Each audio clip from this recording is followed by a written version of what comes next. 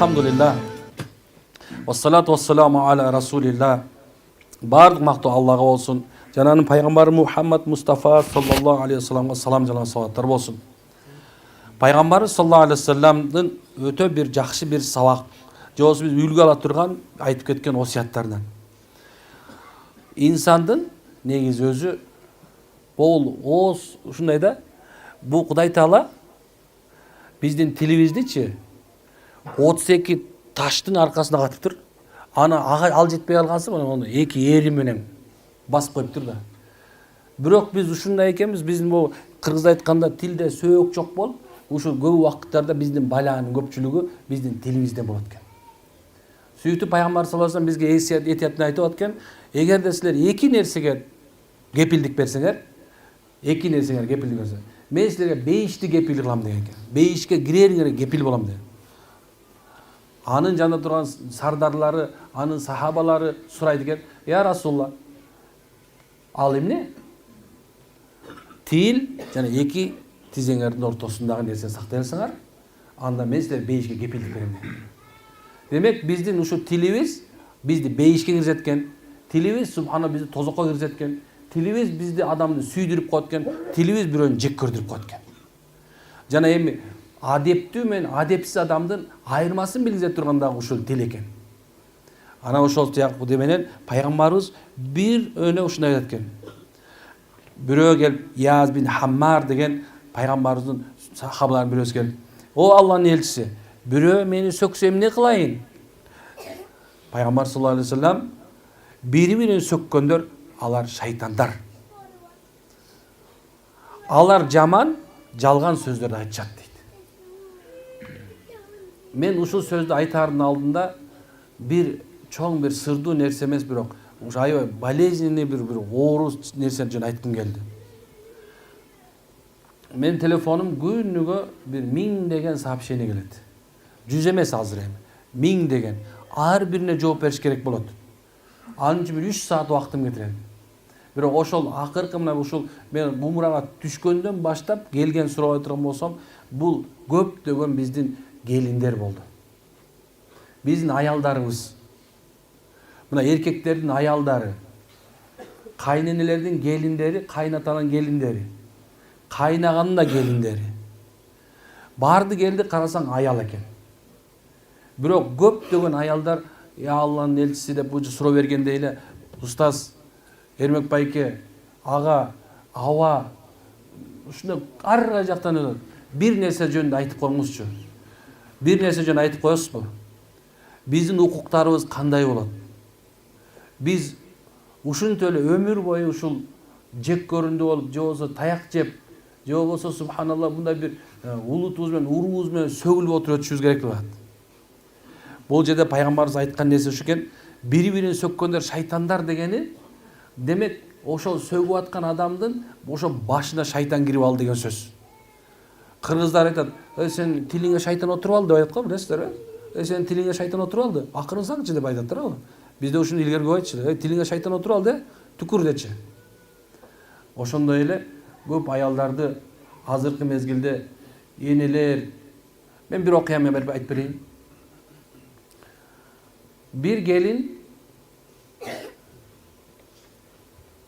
anın ata-enesi kiyim geçegini alып берип, акчасынын баардыгын коротуп, ага жанакындай бир эмесini баарын толтуруп берип, күйөө баланын үйүн толтуруп бергенден кийин, эми дейт, 3 балалуу болгондон кийин субханалла кайненем менен кайнатам, күйөөмүчө мени сөгүшүп, сенде эч кандай эч нерсең жок деп мени үйдөн кубалап сал дейт. Анан мен өзү эки жакты тактамайын, эч качан эме кылбайм. Бер күйөөңдүн телефонунан. Күйөөсүнүн телефонун алдым, чалдым.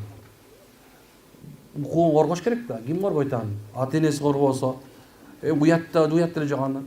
Анан ассаламу алейкум ва алейкум сурап атабыз. Сен аялыңа кандай эмне мындай мамиле кылдың? Десем, ал айтат: "Устаз дейт, мен эч тиешем болбойт, мен аялымды жакшы көрөм. Бирок бир эмем бар" дейт да. "Мен апам менен атамдан бир туугандарым, андан да жакшы көрүп атам" дейт. "Мен аялымды жакшы кетиргим келген жок. Сөккүм деле келген жок. Бирок ата энемдин жанында туруп аны сөгүшкө айла жок болот дейт. Эгерде мен аялыма болушо турган болсом, сен мына аялыңа болушуп атасың, аялыңдын кирип атасың, сен ушул аялыңды танда же бизди танда деп айтат. Мен ошондо эмне кылышым керек болот? Мен айттым, сен аялыңды танда дедим да.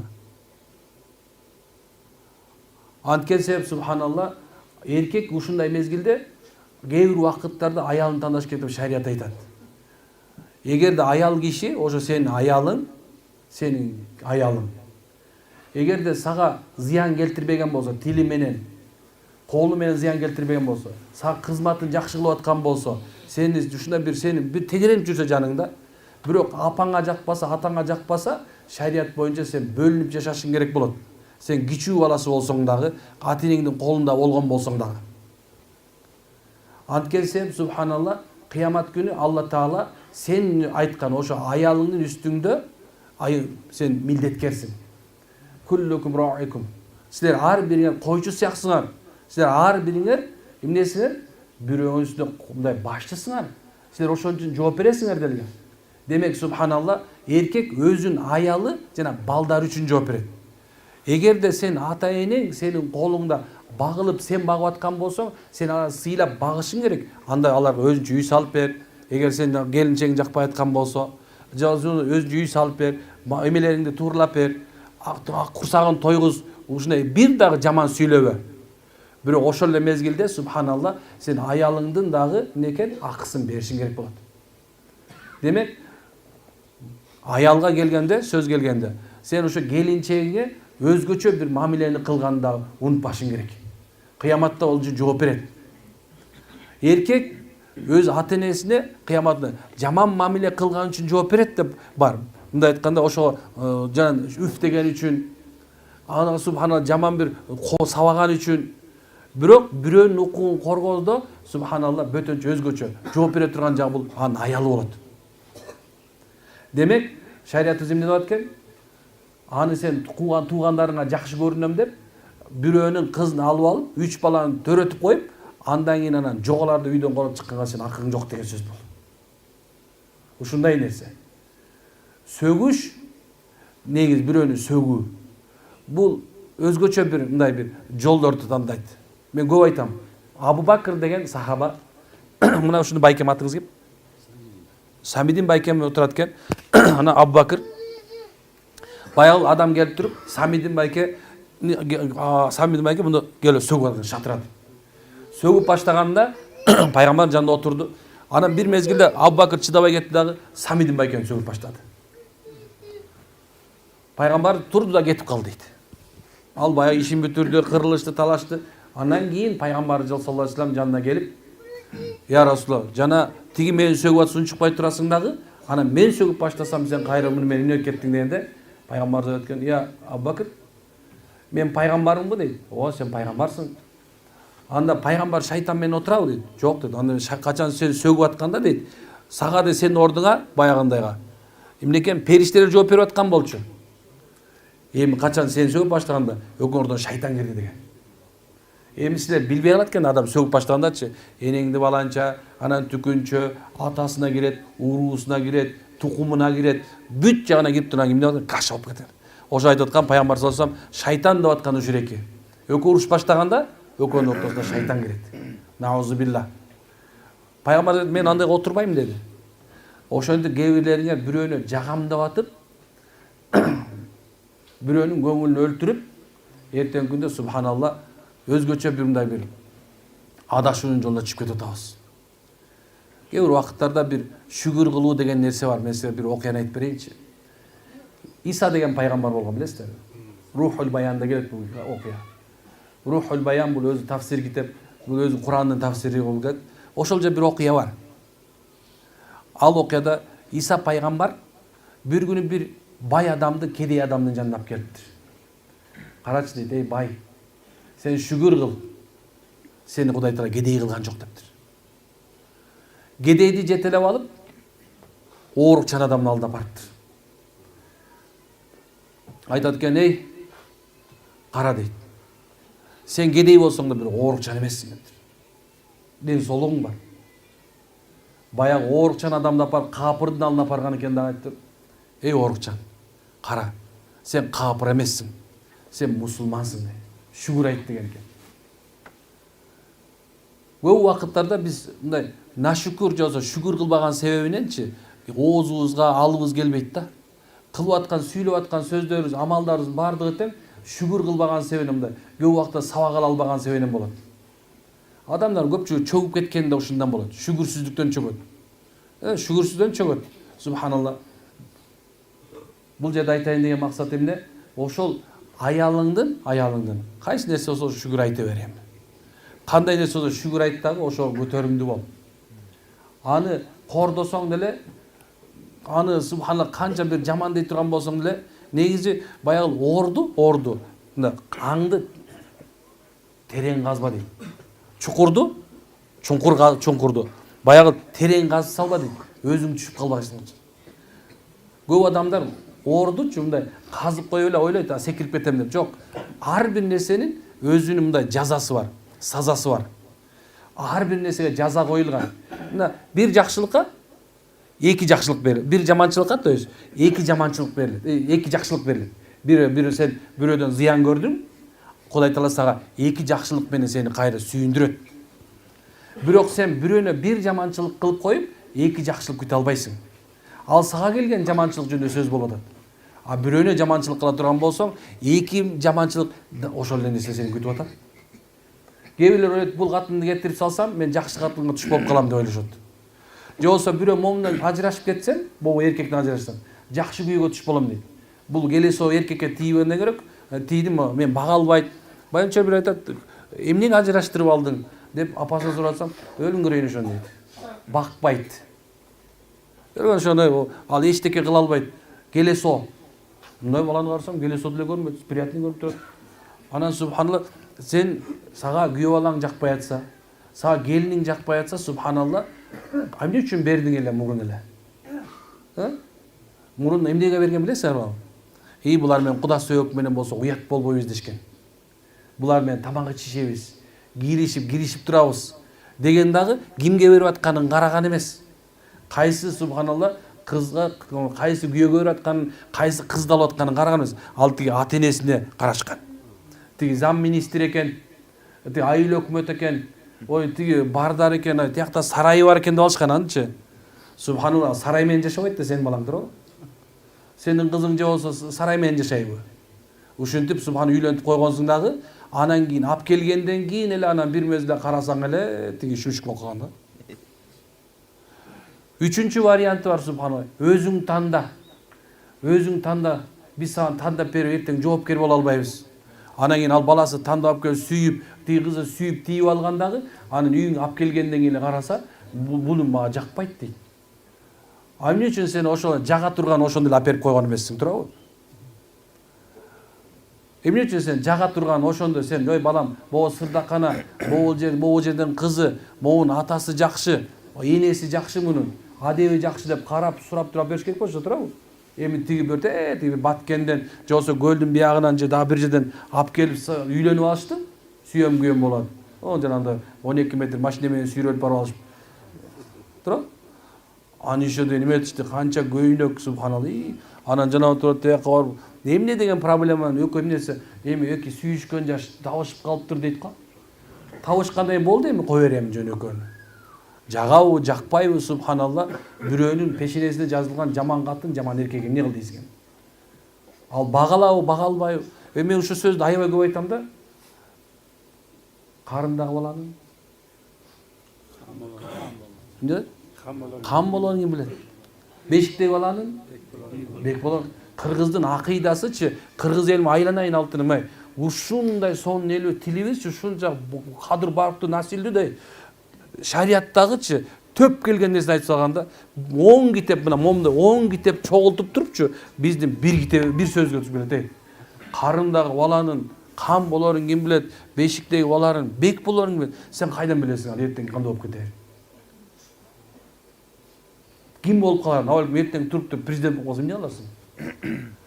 Анда бул менин күйөө балам болчу, кайра ал дейсиң. Же бул субханалла ушу жок. Тагдырды субхана Алла жазган. Демек тугандар, бирөөнү кемсиздердин алдында, бирөөнү сөгөрдүн алдында, бирөөнүн алдында кемсилердин алдында дагы сен келечегиңде ким болоруңду билбей турганды унутпа. Кимди Кудай берерин билбейсиң. Демек, шайтанга алдырбаш керек.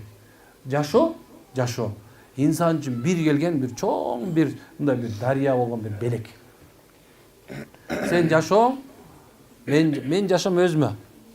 Ал менин тагдырым жазылган нерсе кетип атат. Кул ла юсибана илля ма катабаллаху лана хуа маулана ва алаллаху фалатуал муъминун дейт Алла Таала Куранда.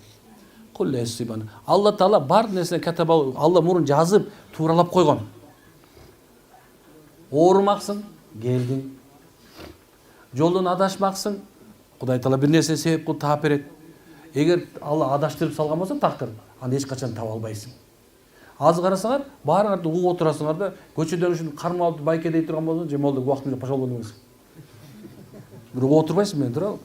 Сенин пешениң ушул жазылган, сен укмаксың. Значит, сага ушул керек болчу. Кудай Таала сага эмне керек сөз болуп аткан болсо, аз менин ооз менен чыгарып туруп сени менин тилим менен болгон чыгып менен сабап атат сени. Акылыңа сабап атат. Жетпесе иштен сабайм азыр. Дальше. Ушундай нерсе. Кудай Таала өзү ушундай бир зат. Ал бардык нерсени табига алып коет. Алхамдулиллахи роббил аламин деп өзү Алла Таала Куранда айтып атат.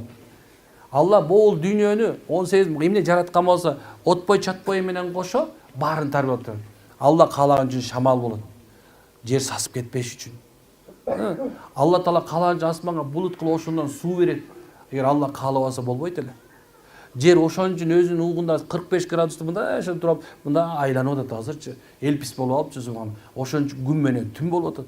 Алла Таала ушундай зат субханалла. Эмнеге күндүн тегерине бизди айлантып туруп, биздин тегерибиз айды айлантып койгон. Машалла. Бизге керек болсун, бизге секунд, мүнөт, убакыт кылып, ар бир нерсе ченеп турган өмүр берип койгон машалла. Демек, баардыгын тартиптеп турат да. Сен ушундай кармаксың. Кудай Таала ар бирибизге ар кандай өң берип койгон. Бу сенин тагдырың болсо, ага нааразы болсоң, болбосоң деле точно ушундай болмоксуң. Узкой глазый болмоксуң. Точно ушундай болмоксуң. Кыргыз болмоксуң, ушундай төрөлмөксүң. Сен разы болайм. Шүкүр кыл. Азидан да кум дейт. Алла көбөйтүп берем дейт. Ким шүкүр кылган болсо, разы болгон болсо, машалла, көбөйтүп берем дейт. Ал эми кимди кайсыны каалайт? Кудай Таалам эгерде ким жакшылыкты кааласа, жакшылык жол ачып бере берет. Кимге жаманчылык кааласа, жаманчылык жол ачып бере берет. Алла Таала ушундай зат. Сени менен мени жакшы көрөт. Ушундай жакшы көрөт Кудайым. Ошол сени ушул жерге алып келди азыр. Кудайым ушунча жакшы көргөн себебинен жаныңа көчөдө өтүп бараткан бир давачы токтотту да, байке ассаламу алейкум, мечитте бир амал болуп атты эле дедиби?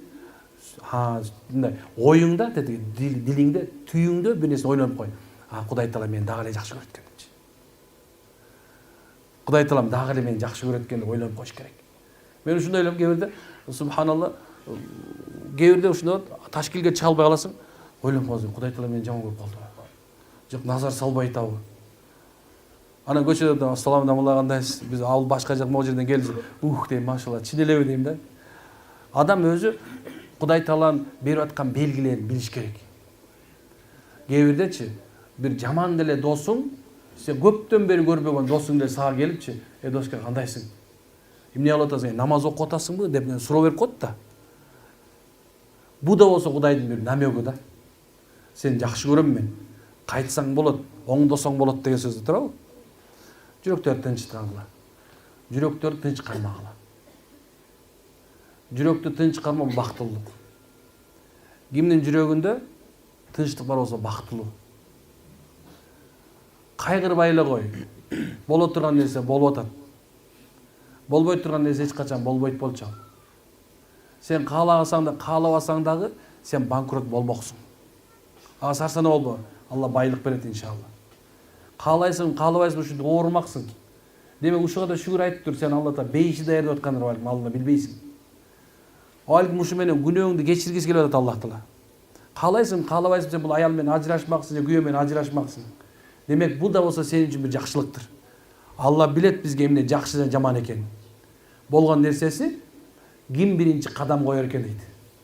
Ошон сен Алла Таала өзү айтып аткан. Эй Мухаммад, айтып койчу үммөтүңө, адамзатка түшүндүрүп айтып койчу келечекте келе турган. Ким мен үчүн мындай бир карыш жыла турган болсо, мен ага бир чыканак жылып берейин. Сен мындай бир карыш жылсаң Кудайды көздөй. Кудай Таалам бир чыканак сага көздөй басат. Эгер сен бир чыканак баса турган бир кадам басат, сен бир кадам бассаң Алла Таала сени чуркайт экен. Кудайым ушундай. Күтөт сени менен менденчи. Аялсыңбы, эркексиңби, ишенесиңби, ишенбейсиңби? Кудай селем күтүп атат сени. Кудайым күтүп атат эмне кылаар экен деп. Уш мен өзү кайрылабы же кайрылбайбы? Кандай сырбеге? Кайтабызбы Алла? Биз илгертен мусулманбыз. Ар бир сөзүбүз биздики ушунчалык чоң нерсе. Мен көчө бир сакал жөнүндө сон нерсе калган ойлонуп койдум да. Фразологизм өзү кыргыз тил деген сөз бар. Мектепте анча-мынча жакшы окуп койгон окшойм да. Анан өзү атасынан мурун сакал койбойт деген сөз бар, билесиңерби? Мен ушуну аябай чечмелеп бергим келип атат азырчы. Ушуну чыгарып ийсеңер да сон болот деп ойлойм мен. Атасынан мурун сакал койбойт деген сөздүн мааниси терең. Кыргыз бир сүйлөгөндө жөн эле сүйлөгөн эмес. Кайбат деген бар. Мындай тегеретип сүйлөйт. Мындай чалып сүйлөйт мындай. Бир баягы атасынан кем бала, тең бала, аны артык бала дейбиз да. Анан бири артыгыраак чыгып калган окшойт да. Анан бир акылманыбыз кыргызда акылман көп да. Койчулардын баары олия болгон, билесиңерби? Койчулардын баары олия болгон. Койчулардын баары олия болгон, ай. Койчу десе эле ойлобогула, субханалла, биринде бир сакмал деле жүргөн сасык неме экен деп. Жок, субханалла. Койдон дагы чоң бир пайдалап турган нерсебиз бар.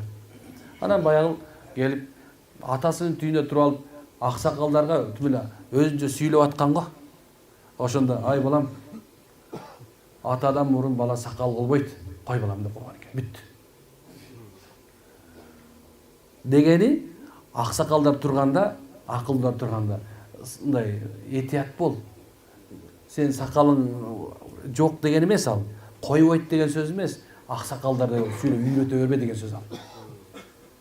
Ошол сөздү аны аксакалда атаң сакал коймоюн, сакал койбо десе эле кыргыздардын кээ бирлери, жок койгонго болбойт деп телевизордон чыгып түтүп атышат го. Жок, андай дебегиле сен. Сакал коюп алсаң дагы атаң турганда бирөөнүн түйүндө туруп акыл үйрөтпө деген сөз ал. Токто деген сөз ал. Ушул сөз ушинтип чечмеленет. Атаңа мурун сакал койсоң, чокчо сакал коюш керек, кесме сакал коюш керек, кыркма сакал коюш керек. Жок андай нерсе. Ошо сен мындай кыргызды жөн эле ойлобогула, сөздү бөлүп, арган нерсени чыгарып, анан неме кылбагыла. Азыр көбөйбөдү турабы? Калгыл ойлой айткан турбайбы? Атасынан баласы тапан чыгаар деп. Мен көп көрүп атам азыр ушундай атасынан мурун сакал коюп алгандарды. Жандот атасы турат, атасы никто. Отура бер, мен сүйлөйм дейт да. Сен эчтеке билбейсиң, Советтер Союзу убагында эчтеке жок болчу, сникерс жок болчу дейт. Мен билем. Ал мезде болгон айырмасы колдо телефон кармап алганда. Болбосо тиги 70ке 80ге чыгып кеткен субханалла, тигинден эмес көп. Ошон үчүн колдон келишинче тургандар, мындай жакшыраак, машына өзүбүздү карайлы, ыйманыбызды карайлы. Ошол жерге келипсиздер, эми Алла баарыңызга береке бергенден болсун. Субханак хамдик, ашала анта, астагфирка ва атубу илейк. Кудай күнөөбүзгө кечиргенден болсун.